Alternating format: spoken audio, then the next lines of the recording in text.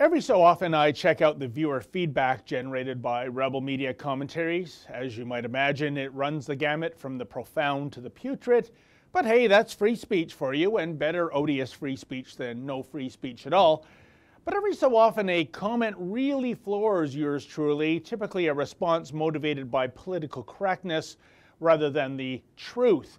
Case in point, last week I bemoaned the ludicrous decision by the United Nations to appoint Saudi Arabia, yes, Saudi Arabia, to the UN's Commission on the Status of Women. Now, since women have so few rights in Saudi Arabia, I liken such an appointment to hiring a convicted pedophile to run the local daycare center. Furthermore, I lamented that feminists are routinely turning a blind eye to this sort of malarkey in an apparent effort to avoid coming across as Islamophobic. However, one feminist decided to counter my criticism. Check out what Jessica VVV had to say, quote, "Yuck. Keep mansplaining to us whom we should support and what we should fight, arrogant white dude. I don't care. Islamic countries treat women much better than we are treated in the West. There is no hypersexualization and no objectification of women's bodies in Muslim and other minority countries.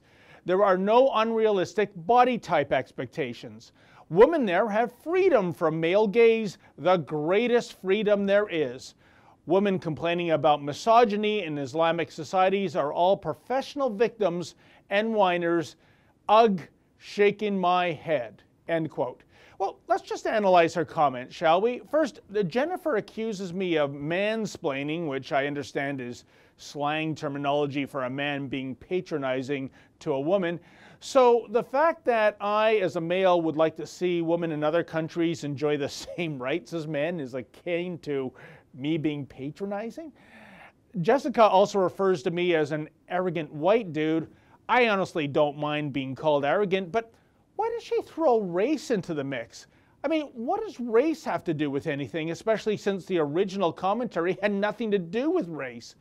But her showstopper comment has to be the one about Islamic countries treating women much better than women are treated in the West. Yes, only the feminist movement would champion fabric coffins such as the burqa and the niqab, apparently garments that desexualize and even dehumanize women.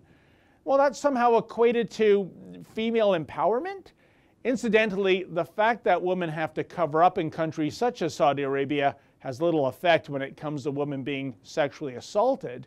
Indeed, statistics show that Muslim-majority countries such as Saudi Arabia that are seemingly obsessed with women's honor actually have the highest rape rates in the world.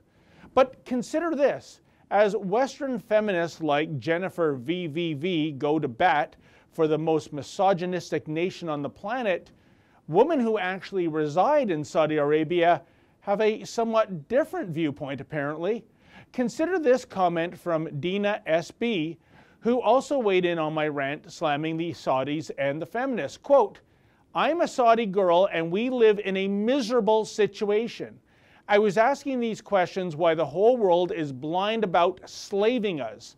Oprah Winfrey visited Saudi Arabia and she said nothing about women's rights," end quote. Oh, sorry, Dina. What you may not realize is that feminism has jumped the Sharknado. In other words, in order to be inoffensive and politically correct to Islamist regimes, modern-day feminism has actually thrown women under the bus. For the Rebel.media, I'm David the Menzoid Menzies. Like what you just saw? Then click subscribe below and never miss another Rebel video.